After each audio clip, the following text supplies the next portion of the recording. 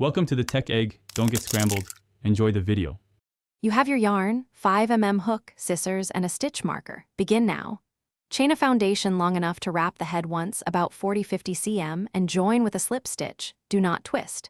Once joined, chain 3 to count as first double crochet. This determines mesh height. Work a row of double crochet evenly across, placing stitch markers every 10 cm so your spacing stays consistent. This first band sets the shape, so keep tension steady and check length as you go. Once the base row is done, switch to the mesh repeat. You will work a pattern of double crochet clusters and chain spaces. For example, DC, CH2, skip 1 across, then return with DC into chain spaces to stabilize. Make sure to count repeats so the mesh lines stay aligned. Miscounts cause ladders. Keep your tension slightly looser than for solid fabric so the holes form cleanly.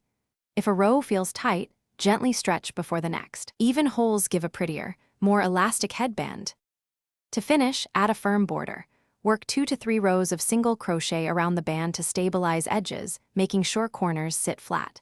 Measure the circumference, then join ends with an invisible mattress stitch or a matching slip stitch seam. Weave in tails securely. If holes look uneven, don't panic. Frogging one mesh repeat and reworking with slightly different tension usually fixes it.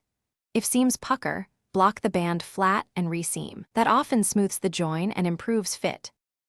Thanks for watching. Consider subscribing if I helped unscramble your problems.